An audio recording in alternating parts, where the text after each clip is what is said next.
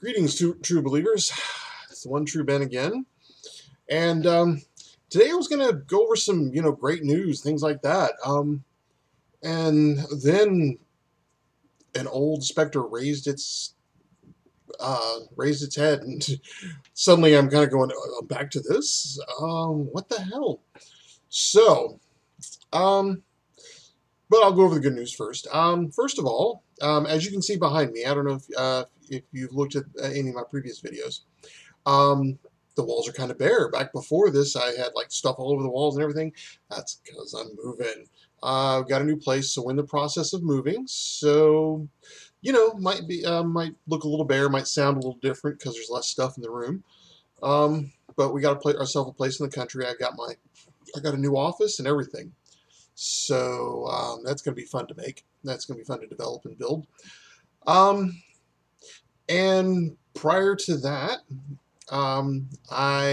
if you followed me on Twitter, you may have heard, or if you follow me on Facebook, you may have heard, but I got my first audiobook deal.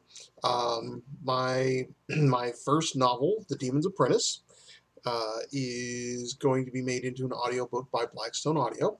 And I'll put the link to Blackstone's Twitter feed and website down there. Tentatively should be seeing something around August is what we're hearing. Um, and I'm hoping to get more good news from my agents. And speaking of my agents, if I can't remember if I've done a shout out for them before, but all of this was due to the hard work of two very talented people. Actually, probably more, but these are the two that I work with: Tredane Northern and Leslie Varney from Prentice Literary. Uh, this is how things happen. So yeah, looking forward to that. That again should come out around August. But I was going to go into things about owning creativity and things like that, but well, evidently, Selena Hopkins is yet again. It's like, God, for a little while today, I was just completely flabbergasted. I could not even word a response because I was down to I was in Will Smith territory. Damn, uh, because of course he did that better than I do, but God damn, I just yeah. So if you're just catching up, if you haven't heard about this, earlier this month, Felina Hopkins' whole trademarking of the word cocky and basically turning Amazon inadvertently or unwittingly into her personal enforcement arm really set the romance world on fire, and not in a good way. Not in a ooh, this is great, but oh my God, Rome is burning type situation. Um, and ever since then, and she's even acknowledged this, her career has been in a self-imposed tailspin. And sorry, not sorry. You did this to yourself, Lena. It just happened that way. What you're calling everybody else's negative reaction, or what you're calling everybody, the pack of wolves, is everybody having a negative reaction to what you did. And sorry, not real. No one's really obligated to look favorably on anything you've done, especially if you've tried to use the law as a cudgel on other authors. No one's going to look for it favorably on that. Um, and so yeah, her career's been in a tailspin. It's like she took her career and jumped off a cliff with it, and or jumped into a well, into this deep dark hole, and her career has been plummeting ever since. The problem is we've been waiting for it to hit bottom, and it hasn't happened yet. Because just as soon as you think, oh, she's at the bottom, it can't get any deeper, can't get any worse, she's like, here, internet, hold my beer. Because damn, she doesn't find a way to get, go lower and dig deeper. So latest thing in this, and I've done a little research throughout, and First of all, shout out to Bianca Summerlin for for breaking this as fast as she did. Um, Evidently, YouTube thinks now I'm a romance reader, Bianca. So I guess I probably need to start with your books and a couple others. But anyways, yeah. So Bianca breaks this, and I have to go over to Kevin Nooper's Twitter feed, and that's the bunny trail and a half. But um, thank God that he stepped up. And that people like Bianca are making noise about this, because unchecked, man, you know, I'm hearing maniacal laughter, and uh, Felina Hopkins needs to grow a goatee just so she can stroke it menacingly, and learn how to laugh maniacally, because oh my God, this has gotten weird. So Kevin Nooper um, decides he's going to, post a petition to cancel her trademark. Which yeah, he's got good reason to. And again, a lot of people are very glad he did that. Flynn Hopkins, not one of them. So um, he, has done this, and a lot of people are up in arms about it. And the RWA has done their due diligence. Amazon has realized what she's up to. They've stopped enforcing her trademark, her trademark claims. So now she is suing several people, including Kevin Nooper. Tara Crescent, and who else is she suing? Let me check my documents here. And thank you, Kevin Nooper, for Jennifer Watson, okay, who is a publicist with um, for the Cocky Gate and charity anthology. So yeah, she's suing them, and she's seeking a temporary restraining order against Nooper's petition, because it's damaging her brand. Yeah, again, gonna make the same point I made earlier. No, Felina, the only person who's damaging your brand is you. And people aren't liking it, and you don't get to sue other people for that. And I'm hoping that the judge in this case realizes what she's trying to do. This is a slap. This is a strategic lawsuit against, I think it's public participation. Basically, she's trying to sue him into silence. Not a good plan. Kevin Nooper is a lawyer. He knows how to fight these things. He's got the know-how. He's got the support. And according to him, which I'm going to take his word for it, the man has got the money to fight this. So where she's having to pay a lawyer, Nooper not only could do it himself in theory if he got himself, if he's licensed, but if he's not, I'm pretty sure there's enough IP lawyers out there who would be more than willing to take this on pro bono. And I think there's at least one who said they would. I can't be certain of that, so I'm not going to quote. I'm not even going to quote myself on that, but I'm pretty sure somebody would. So it's like, just when you think she's hit bottom, she keeps on digging. This is worse than watching someone in free fall. It's like they throw themselves in the well and just can't hit the bottom. They can't find the bottom. And in the complaints, I read through the complaints. I skimmed through the complaints. I'm not a lawyer, so some of the stuff I'm going, that looks kind of Latin to me. But she's talked about her author ratings and her book ratings going down, her rankings, for her books. In spite of a lot of people, myself included, saying don't go and hammer her, she's gotten a lot of 1-star ratings. I don't think it's right, but I'm not.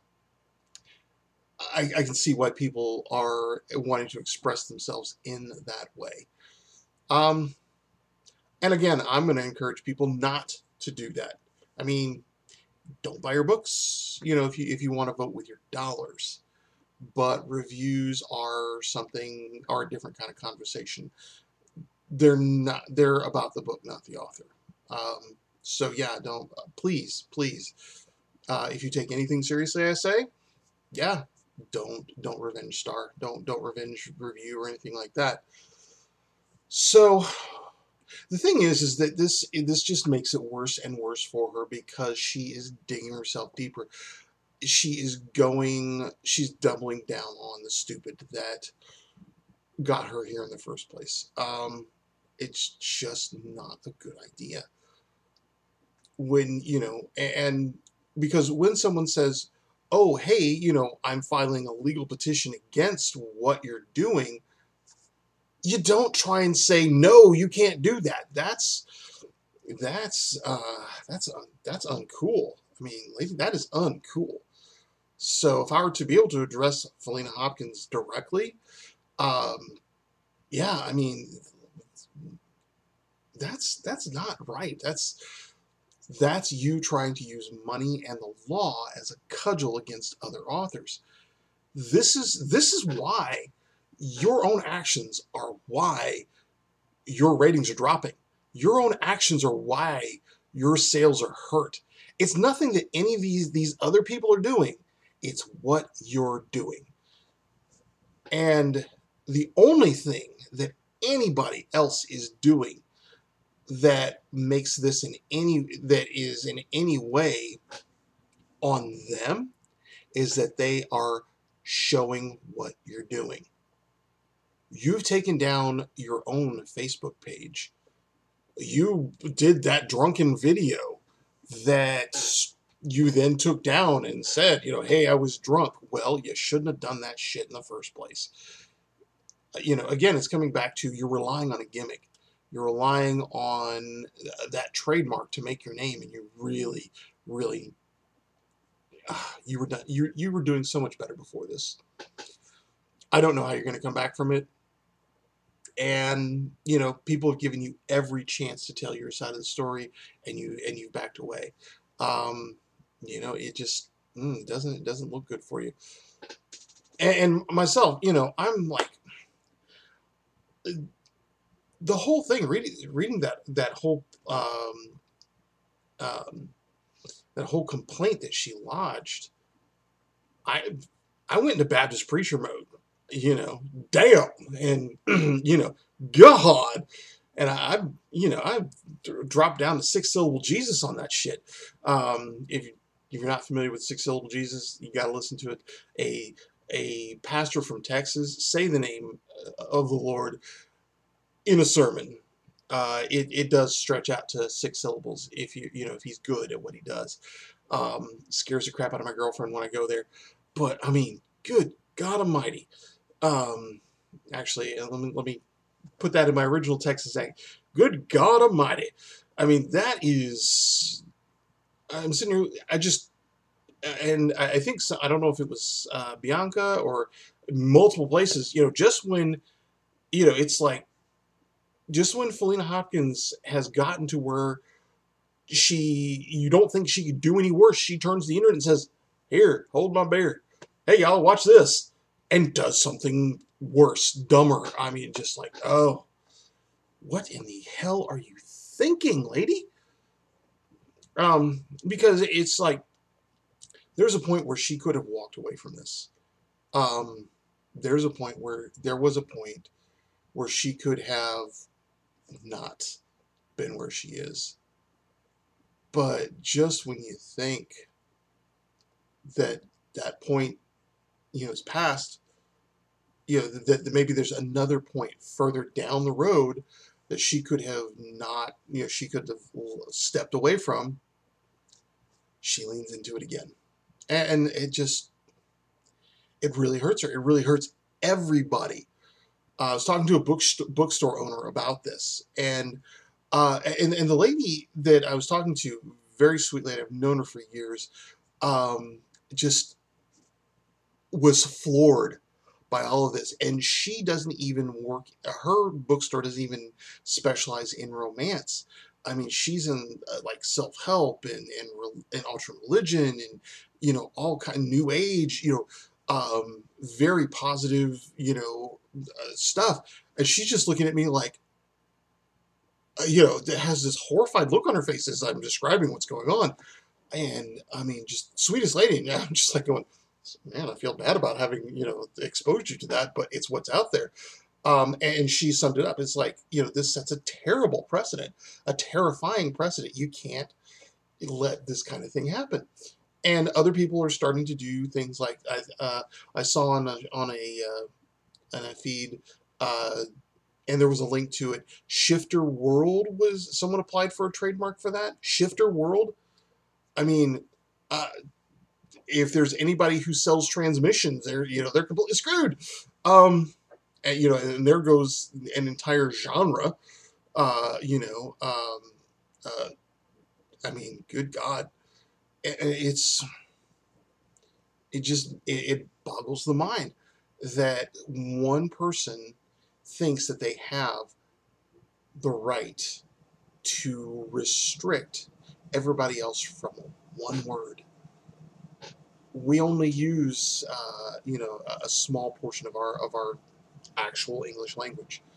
And when you use something that's ubiquitous, especially in romance, like hockey, ugh, fuck, and it's just ridiculous. It's chilling. It's a chilling effect.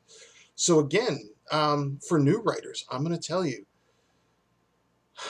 do be careful, but it gets better. There are Kevin Noopers out there. There is a community out there that will support you.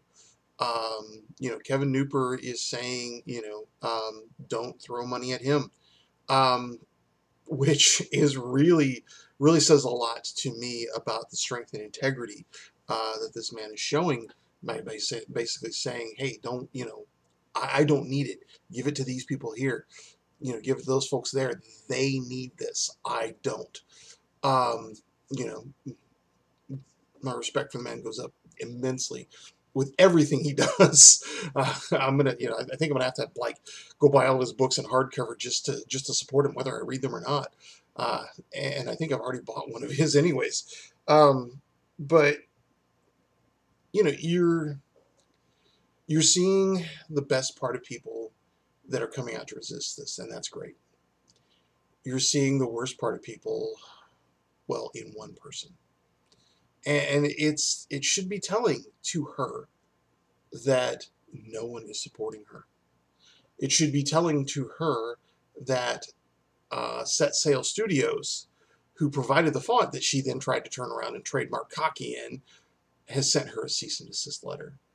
I wonder if she's going to try and sue them now, for damaging her brand and, infringing upon her right to trademark cocky.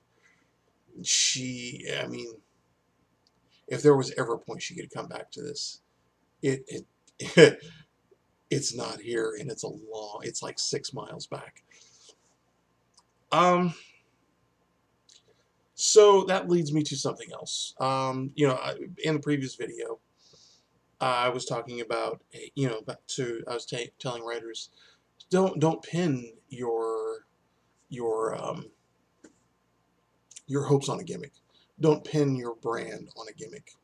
I've seen in a group on Facebook, that there's an author who is all about the new idea, and it's like, let's throw some technobabble at it, and going, eh, for every technobabble idea that you can throw out there, being well read, especially in science fiction, and I'm not the best read person out there, but I'm still fairly well read. In sci-fi, I had a library card and used it extensively, and even abused it a little bit when I was in high school and in the Air Force, and um, I've read a lot of stuff. So it's like transdimensional teens talking about the deconstruction of society. Um, that's a bunch of technobabble for things that have already been done. Um, you know, and I was like, you don't dress ideas up in technobabble and suddenly that makes them new. you don't you don't get to skip the part where you edit. You don't get to skip, those things because, hey, I've got the new idea, I've got this new gimmick, I've got the copyright on this. You don't get to. I don't get to. Nobody does. And I can't remember if I actually went over this, but there are a lot of writers out there who people flaunt as, oh, this guy didn't follow the rules. Um, and I did a thread once on, hey, you know, show me a writer who broke all the rules. And for every writer they showed me who broke all the rules, I showed them that same writer following all the rules, uh, first. Uh, when it came to gonzo journalism, you know, gonzo journalism came after, um, you know, um, after years of regular journalism. Came after, you know, um, a novel, a book, a nonfiction book. I mean, and that, we're talking Hunter S. Thompson. Hunter S. Thompson had a actual career as a reporter, as a writer, before he wrote, Fear and Loathing in Las Vegas. Before he wrote the article that started Gonzo journalism, you have to work to that. You have to learn to play by the rules, so you can break them well. And I've seen authors, and I've been writing for God since the '80s, and not well since the '80s, but I've gotten a lot better in recent years. But I've been listening to people talk about these same things. I mean, in the '80s, I talked to a guy who was going to revolutionize the world with his new ideas about translight travel. And I'm like, things, because there was travel that the minimum speed was light speed, and all of this, and he didn't want to dilute his voice by reading or watching other science fiction. So he starts describing, this translight travel. I was going, dude, you just described warp drive from Star Trek. Um, or people talking about, well, they're not lasers, they actually shoot plasma. You just described every weapon in Star Wars. And you can't pin your ideas on you can't pin your gimmick on a thing. You still have to write a good story. You still have to write compelling characters. You still have to write the story well. You still have to word it right. Your descriptions have to work. Your plot has to work. You can't just throw down, this stuff about this magical world and suddenly people just love it. They think, no, no. I mean, Stranger in a Strange Land, half of that whole thing is not just about, our main character being different. Stranger in a Strange Land, while it introduced the idea of grok to understand something on a soul deep level, that to where it changes changes your very being. It was also about how people reacted to this person, to his powers, to his abilities, to everything that made him Martian, even though he was human. Um, that's what makes Stranger in a Strange Land a truly fascinating book. You get the Martian Chronicles, great stories all about Mars, great concept, but again, it's the stories themselves um, that actually do it. Um, and that is actually kind of where I was coming to at a different point. A lot of people think that um, there is, some people think there's no such thing as writer's block. Some people think that writer's block is a thing, and I would say, well, you're both wrong. Um, Writer's block is a thing. We created it. It happens. We call it, we put a name on it. We gave it symptoms. Certain diseases didn't exist. Certain syndromes didn't exist until we put a name on them, and now we're going back in history going, oh, that was this. Writer's block, even if it didn't exist before, exists now. We, as writers, as people, you know, developed it. We, you know, created symptoms. We defined it, and we gave it substance and form. So yeah, writer's block happens. But the thing is that it doesn't have to. You can, I think, overcome it in a variety of ways. But I think the biggest way to do that is to own your creativity. And that is to say, hey, you know what? I don't feel particularly motivated to write today, but I'm going to anyways. With the full understanding that if you sit down and you start typing on that keyboard, you're going to be just as good as the day you sit down and go, I feel like writing. You know, you don't lose skill points. You've got to own that creativity if you want to be a writer for a living. If you are a process writer, if you're a Zen writer, it's just a thing you love. If you know, if it's any of those things, yeah, I mean, writer's block is the thing. Enjoy the ride, because there's all these cool things you're going to end up doing for yourself to get past it. And you know, truth be told, um, I really think a lot of things that people suggest for getting over writer's block are actually good preventative measures. You know, listen to music, take a walk, you know, walk the dog, work on something else. Yeah, those are all things that you know um, you should probably be doing in addition to writing, not instead of it. Because once you actually get to writing, you'll find that that creative spirit, that creative, you know, if you think of writing as fire, if you start in there and you're writing and you're working and you get those ideas rubbing against the other, you create a friction that creates sparks, that ignites that fire.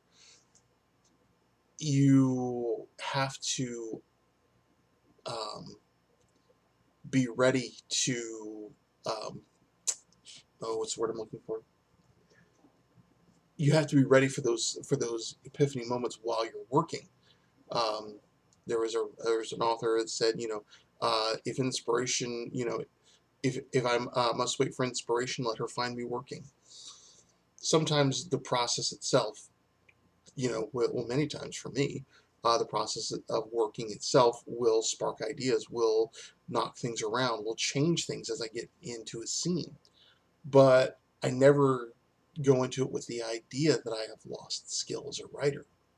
Um, you know, it doesn't work that way for me. Um, but again, if writing is a thing you love, a thing you enjoy, and you hit writer's block, do all the things. You know, meditate, listen to music, watch a movie, read a book, you know, all those things instead of writing. But if you are wanting to, um, if you're wanting to write as a process thing, you know, that's good. But if you're wanting to write for a living, you've got to be ready to produce, because that's the thing. It's a job. This is a job. Um, and we've got to be ready to produce. Even if we have a day job, we've got to be ready to produce, because no one's no one's paying us for shit we ain't written yet. You know, um, you know, it's a matter of having the stuff to sell, and it's a matter of finishing. That's why I will encourage new writers, if they want to write for a living, give yourself permission to write badly. Basically, whatever it takes to get to the end of the manuscript. From there, you can edit. From there, you can make it pretty. You can make it good. You can put all your best effort into it. But from page, you know, from word 1 to word, you know, 79,999, And 80,000, that's where the hard work is, and that's where you have to actually be in the moment and actually working and owning that creativity. Your ability to write is not dictated by your mood. It's not dictated by an invisible fairy with a magic wand. Um, they handle other things. Um, and it is really within you to be just as creative at any given time as, when you're not motivated as when you are. So that's it. I've hit about 30 minutes here, and I think that I want to close by saying, a lot of us don't like what's going on with Cocky Gate, but be good people, be awesome. Um, you know, don't go hammering her with 1-star reviews. Um, it doesn't look good, and it um, it's the kind of thing that we don't want done to us. So let's not do it to other people. Let's not hold other people to those higher standards we hold ourselves. And that's a refrain you're gonna hear from me a lot. Be a good person. Be awesome. Be a force for the awesome. Do epic shit. And I think that's where we'll close tonight. So looking forward to a move. Hopefully next time you see me, I'll have a different background because I'll be in my office. So take care, be good, be epic.